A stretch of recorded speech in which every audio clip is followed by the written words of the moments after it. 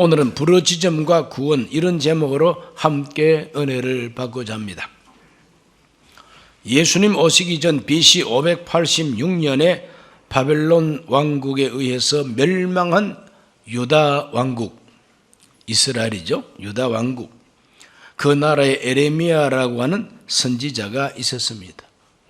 유다 왕국이 멸망하기 전에, 멸망하기까지 그가 예언했던 하나님의 말씀은 이스라엘의 죄악으로 말미암아 하나님께서 바벨론 왕 느부갓네살을 하나님의 망치로 사용하시고, 하나님께서 그들을 하나님의 철퇴로 사용하시고 막대기로 사용하셔서 그들을 때린다는 겁니다. 박살을 낸다는 겁니다. 심판을 받는다는 겁니다. 그러니 왕과 대신들과 백성들이 예레미야 선지자의 예언을 들으면 가슴이 섬찟섬찟합니다. 곧 망한다니까. 하나님께서 때리신다니까. 얼마나 두렵습니까? 또 거기다가 한술 더 떠서 예레미야가 예언한 내용은 뭐냐? 망하더라도 아주 흉하게 망할 거냐, 곱게 망할 거냐, 두 가지 길이 있는데, 애굽하고 외교 관계를 끊고 바벨론하고 외교 관계를 든든히 하고 그 느부갓네살 왕을 섬기면 예루살렘 성도 무너지지 아니하고 성전도 파괴되지 아니하고 백성들도 끌려갈 것이 아니라 안전하다는 겁니다. 왕과 그 가족들도 안전하다는 겁니다. 그러므로 하나님의 심판을 받더라도 곱게 심판을 받으려면은 애굽하고는 관계를 끊고 바벨론 왕을 섬기라고 하는 것이 예레미야 선지자의 예언입니다. 얼핏 듣기에 얼마나 기분 나쁩니까? 그래서 세상 말로 재수없다. 저런 인간은 감옥에다가 쳐넣어라. 그래서 그가 왕궁 시위대 뜰에 있는 감옥에 갇히게 됩니다. 그 감옥은 어떤 감옥이냐 하면은 구덩이를 깊이 파가지고 우물처럼 구덩이를 깊이 팠는데 그 바닥은 진흙창입니다. 편안하게 누워 있을 수도 없게 만들어 놓은 겁니다. 그 가마떼기도 하나 깔아놓지 않았습니다. 질퍽질퍽하는 진흙창을 만들어 놓고 뚜껑으로 덮어버렸어요. 가마솥 뚜껑처럼 그 구덩이 뚜껑을 덮어버렸어요. 쳐다봐도 빛이 한 방울도 안 들어옵니다. 바닥은 끈적끈적 철뻑철뻑합니다.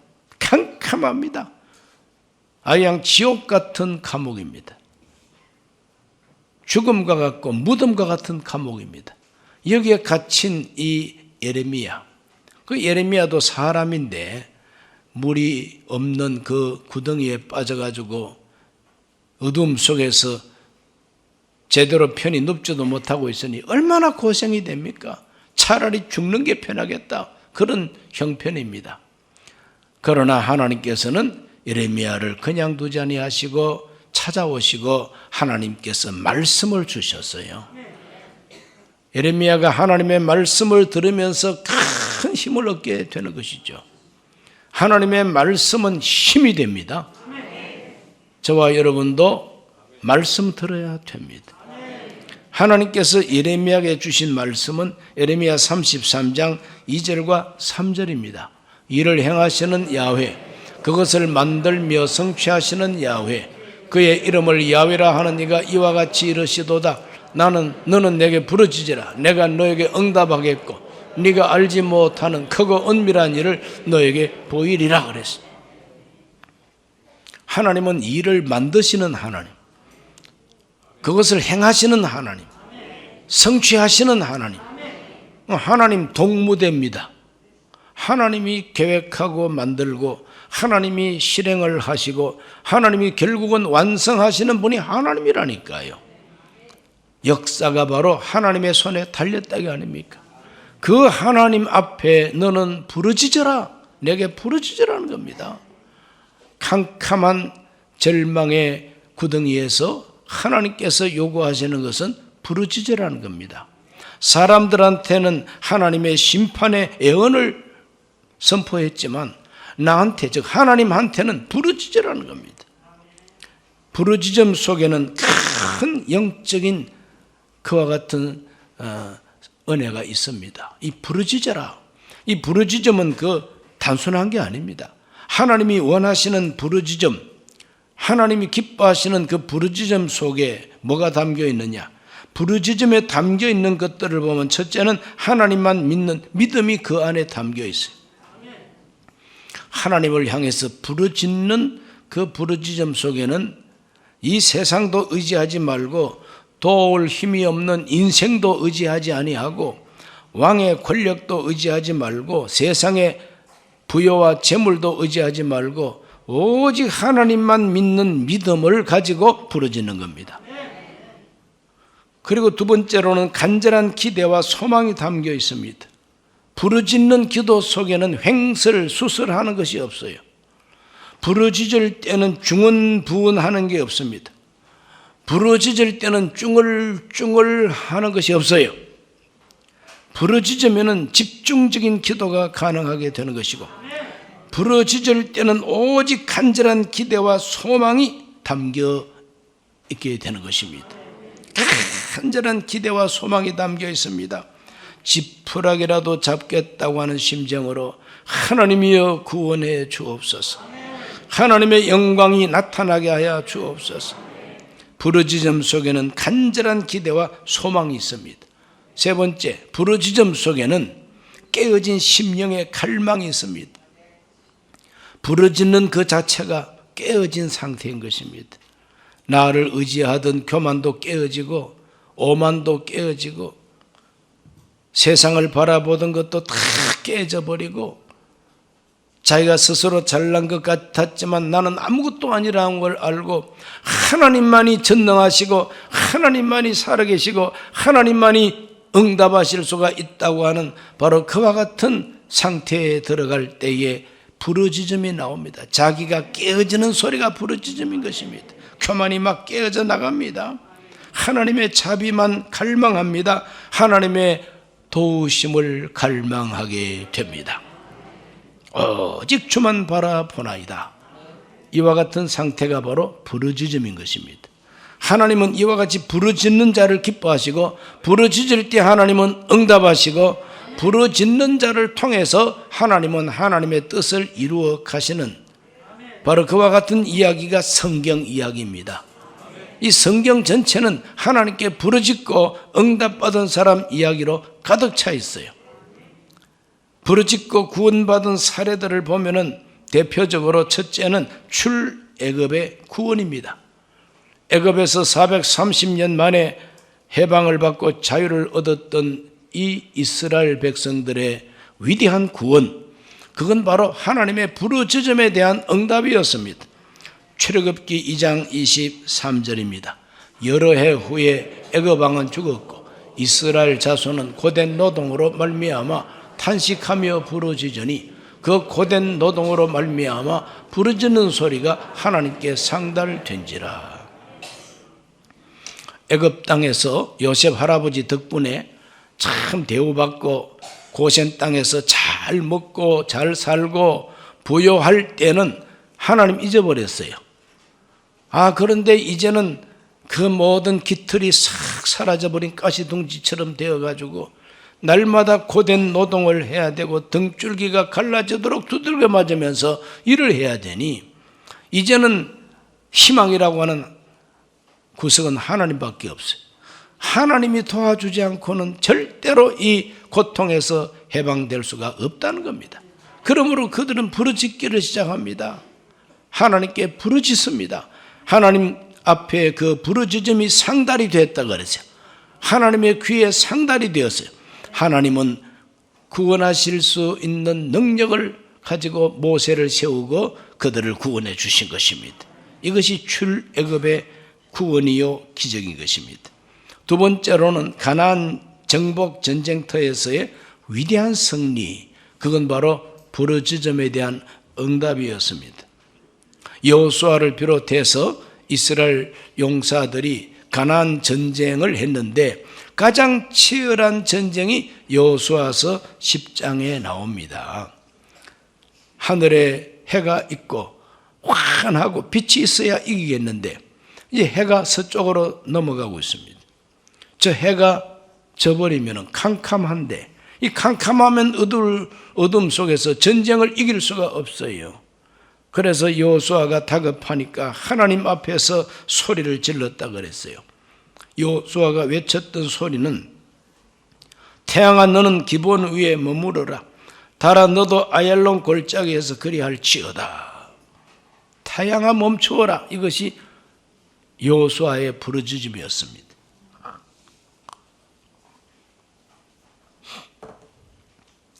우리도 한번 해보십시다. 태양아 멈추어라.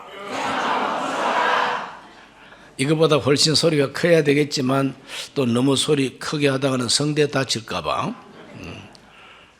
어쨌든 이 여호수아가 전쟁 중에 태양아 멈추어라고 넘어가는 태양을 바라보고 너 멈추어라. 스탑.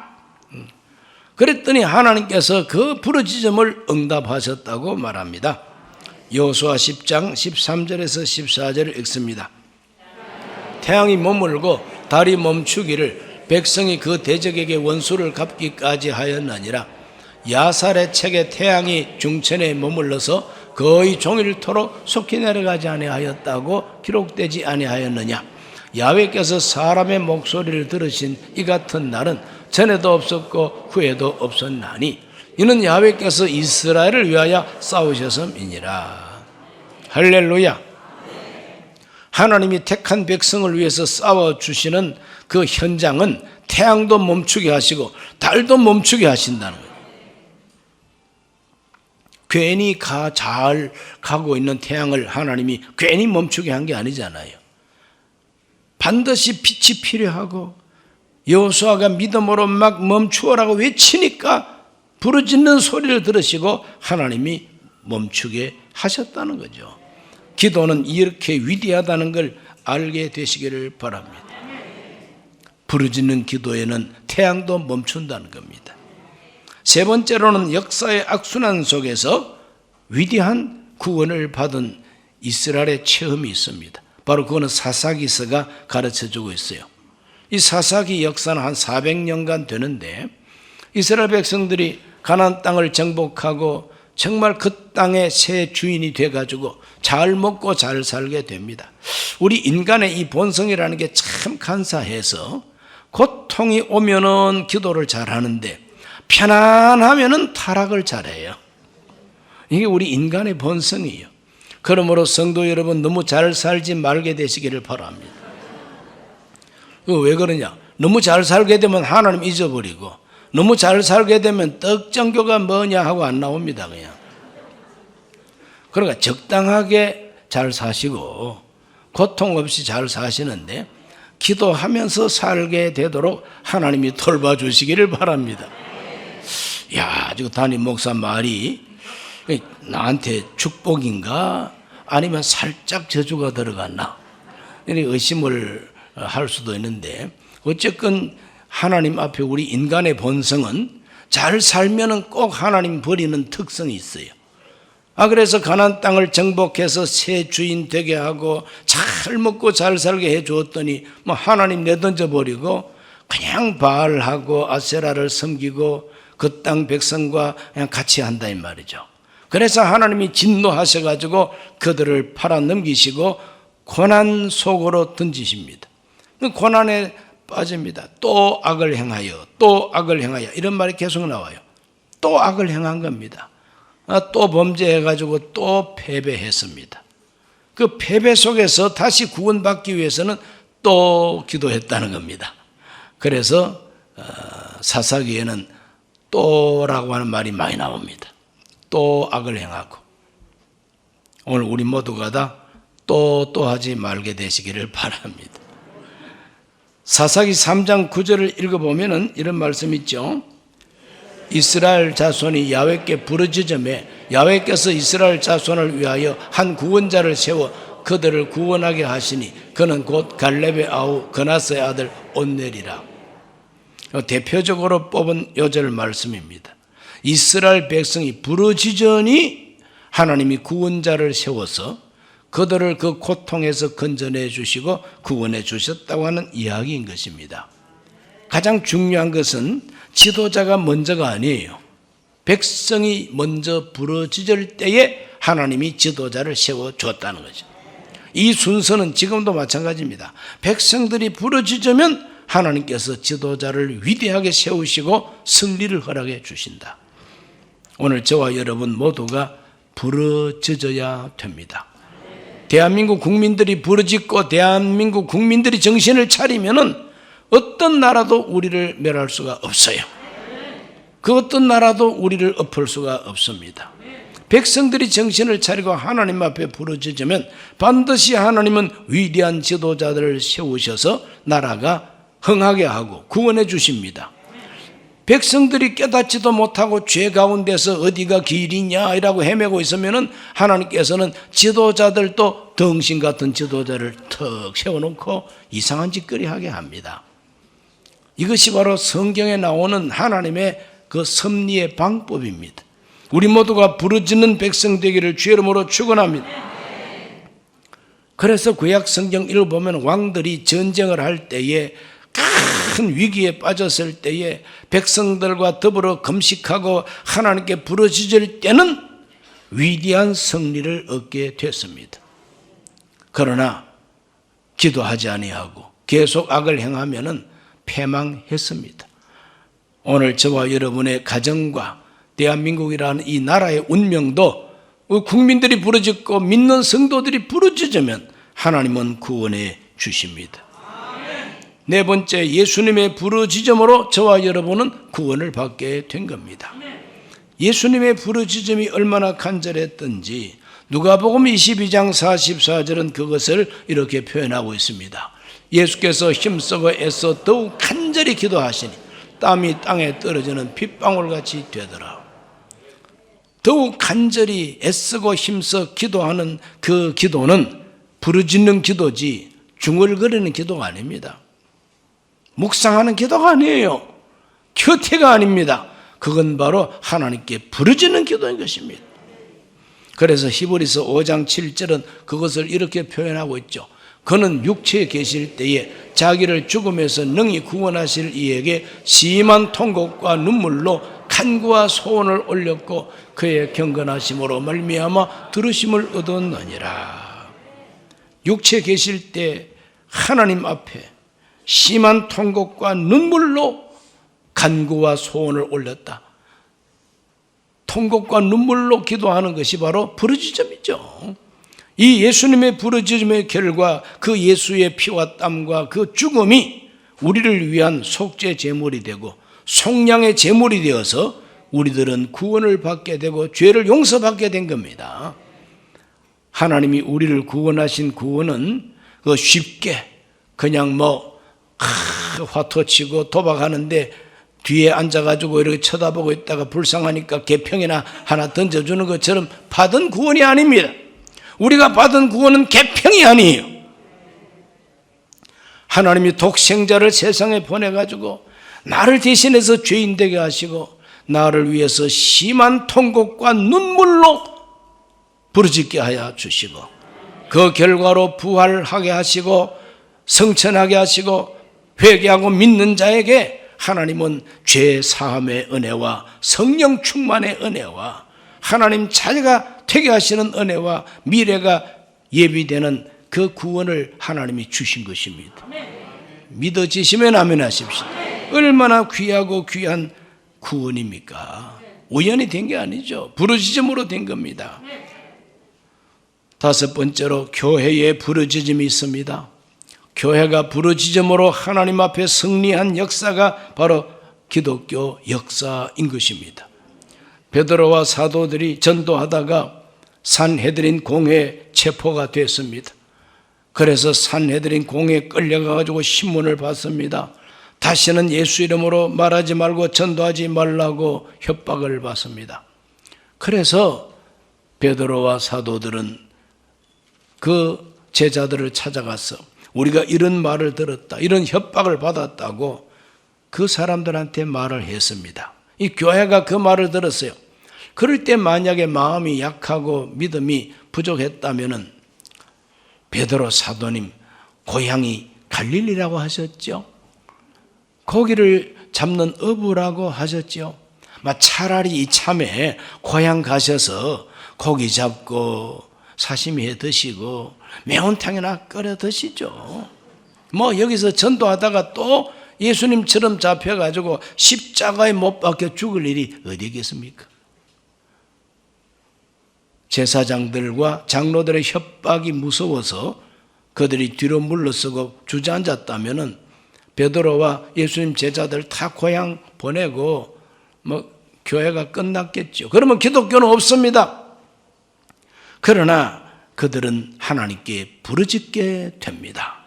사도행전 4장 23절과 24절, 사도들이 노임에 그 동료에게 가서 제사장들과 장로들의 말을 다 알리니 그들이 듣고 한 마음으로 하나님께 소리를 높여 이르되 대주제여 천지와 바다와 그 가운데 만물을 지은 이시여. 그랬어요. 참 담대하지요.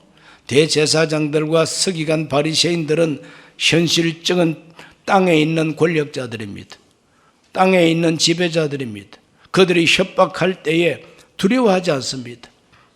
너희들이 지금은 종교적인 위치에서 우리를 지배할지 모르지만 더 높은 곳에 대주제가 계신다는 거예요.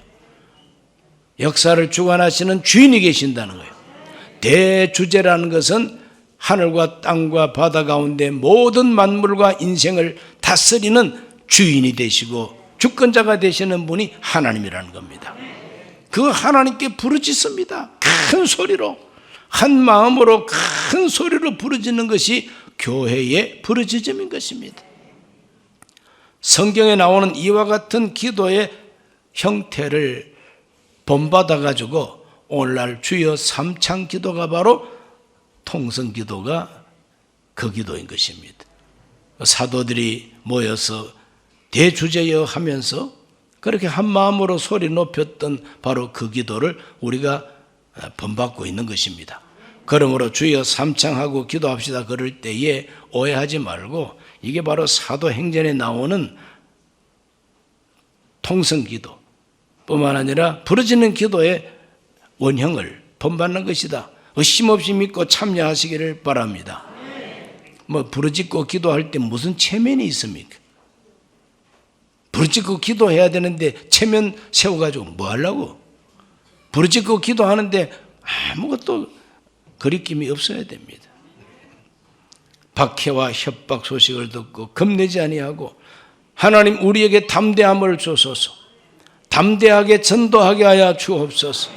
하나님이여 손을 내밀어 병을 고쳐주소서. 표적과 기사가 예수의 이름으로 이루어지게 하여 주옵소서. 그들의 기도는 제사장들을 겁내는 기도가 없어요. 하나님이여 저 나쁜 제사장 놈들 그냥 벼락이라도 그냥 내려가지고 싹 없애달라고 그런 기도 없어요. 저 장로들 다리 몽댕이를 확 부러뜨려 달라고 그런 기도도 없어요. 협박을 하고 박해를 하고 무슨 짓을 하든지 상관하지 아니하고 하나님이여 우리에게 성령 충만의 능력을 달라고 기도했습니다. 그러면 되는 거죠 뭐.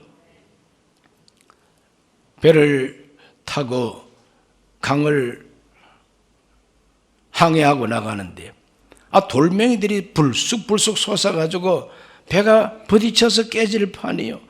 자, 그럴 때 어떻게 기도해야 되겠느냐? 하나님이여 우리가 배를 타고 가는데 돌멩이들 때문에 위험합니다. 주여 돌멩이를 없애 주옵소서. 저 돌멩이가 다 빠져서 없게 하여 주옵소서. 그렇게 기도해야 좋은 기도냐?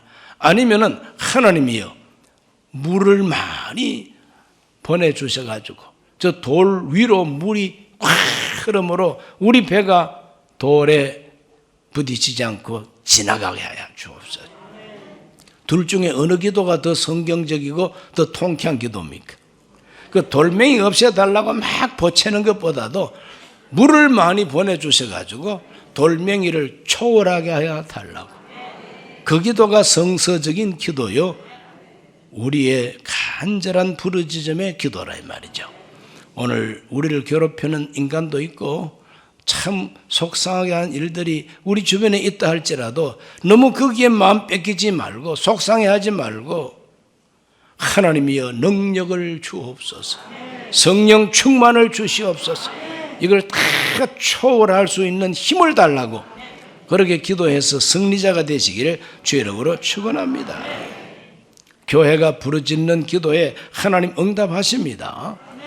사도행전 12장 5절에도 보면은 이에 베드로는 옥에 갇혔고 교회는 그를 위하여 간절히 하나님께 기도하더라 그랬어요. 베드로가 옥에 갇혔을 때 교회가 간절히 베드로 위해서 기도했더니 기적이 일어났어요. 천사가 나타나가지고 잠자는 베드로를 깨워가지고 따라오라고. 천사가 깨울 때 일어났더니 그냥 수갑이 다 풀어지고 발에 묶었던 착고가 풀려지고 옥문이 저절로 철거하고 열립니다. 보초가 창을 들고 서 있는데 눈을 말똥말똥 뜨고 있는데도 베드로가 지나가는데 지나가는지도 모르고 서 있습니다. 그냥 이게 바로 하나님의 천사를 통한 응답이었고 구원이었습니다.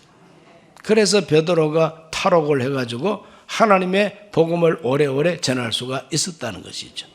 그러므로 합심기도와 그리고 통성기도와 이 부르짖는 기도에는 하나님 응답하신다는 걸 믿으시길 바라고, 그 하나님은 오늘날도 그와 같은 형태로 기도할 때에 하나님 관심을 가지십니다. 능력으로 응답해 주신다는 거 믿으시기 바랍니다. 우리 주변에 많은 사람들이 부르짖음으로 응답받은 분들 참 많습니다. 병든 자가 부르짖어 치료받은 경우, 사업의 실패자가 되어서 자살하려고 그러다가 어떠다가 교회 한번 갔다가 죽으려고 교회 갔다가 말씀 듣고 깨지고 부르짖다가 다시 사업을 일으키는 경우, 여러 가지 경우가 많습니다. 부르짖을 때 하나님은 응답해 주십니다. 저와 여러분의 환경이, 저와 여러분이 살아가는 우리의 환경이 마치 저 예레미야가 웅덩이에 갇히고 뚜껑이 덮여서 빛도 없는 무덤 같은 그런 환경이라 할지라도 부르짖으면 희망을 주신다.